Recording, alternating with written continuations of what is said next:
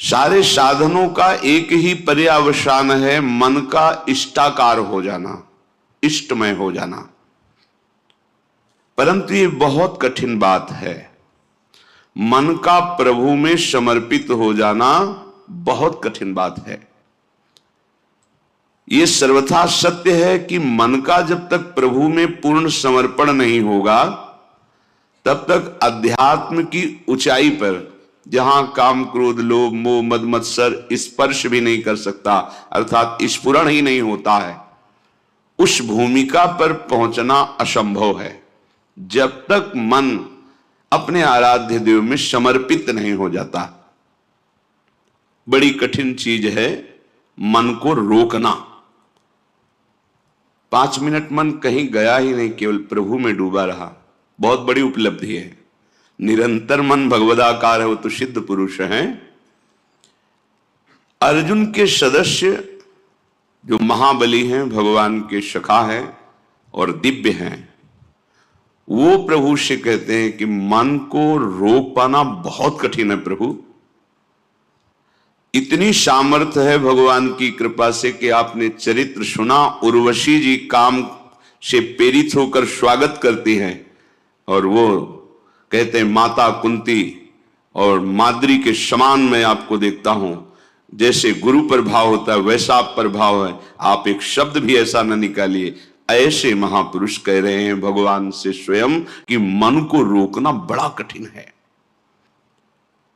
इतना कठिन वायुरिव सुदुष्करम, जैसे तूफान को रोकना कठिन है ऐसे मन को रोकना कठिन है। परंतु भगवान अर्जुन की इस बात को एकदम नकारा नहीं कि तुम ठीक नहीं कह रहे हो, कह रहे ऐसा ही है। असंशयम महाबाहो मनो दुर्निग्रहम चलम, बिल्कुल तुम ठीक कह रहे हो, ऐसा ही है, मन को रोकना बहुत कठिन है। पर ऐसा नहीं है कि उसे रोका नहीं जा सकता, कठिन है पर रोका नहीं जा सकता, ऐसी बात नहीं है। तुम महाबाहो हो, शूरवीर हो, तुम प्रयास करो, ये हम सबके लिए है। तो हम कहें कि हम तो शूरवीर हैं नहीं, देहाभिमान के कारण तुम वास्तविक शूरवीर नहीं हो।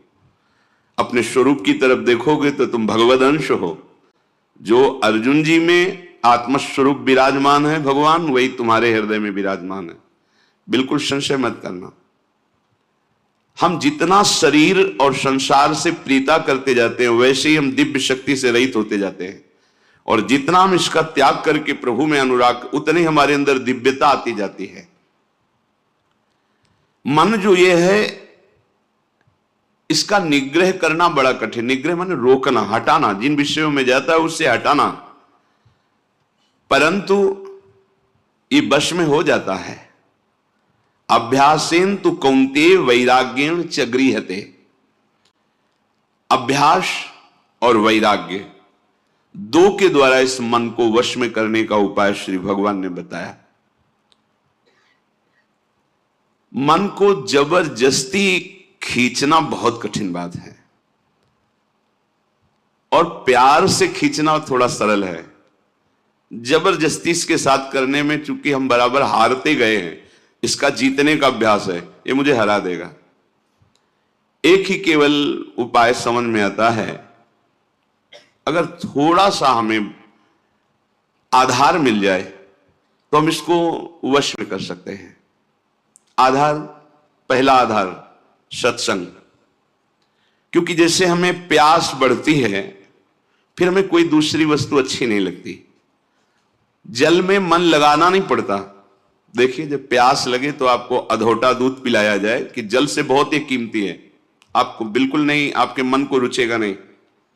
अच्छा, जल का हम चिंतन करें, जल का हम ध्यान करें, ऐसा भी नहीं, बिल्कुल जलमय होगा मन, बस पानी चाहिए। क्यों? क्योंकि प्यास लग गई है। पहला आधार है सत्संग। हम देखते हैं कि जो एकांतिक हैं पर सत्संग नहीं सुनते, बहुत से ऐसे दोष हैं जो उनको अध्यात्म में आगे नहीं बढ़ने देते। देखा है, बहुत से ऐसी जिनको समझ नहीं पा रहे, उनकी वो कमियां हैं जो उनको अध्यात्म की ऊंचाई पर नहीं चढ़ने दे रही, और वो अहम के कारण सत्संग का सेवन नहीं करते। मैं सब जानता हूं, और इसी अहम में वो कमी बैठी हुई है जो तुम्हें भगवत साक्षात्कार नहीं होने देगी। देखो, भगवान शंकर को कुछ जानना नहीं है, लेकिन प्रसंग पे पाया गया कि काकभुषुंडी जी जब भगवत चर्चा सत्संग करते हैं तो भगवान शंकर हंस रूप में वहां जाके सुनते हैं, क्योंकि शिव रूप में जाएंगे तो फिर उनको खड़े होकर के आदर करेंगे, पास बैठा लेंगे, फिर बोलेंगे नहीं, क्योंकि आदि महादेव विराजमान है उनके सामने कैसे, तो वो हंस रूप में जाए। कहीं भी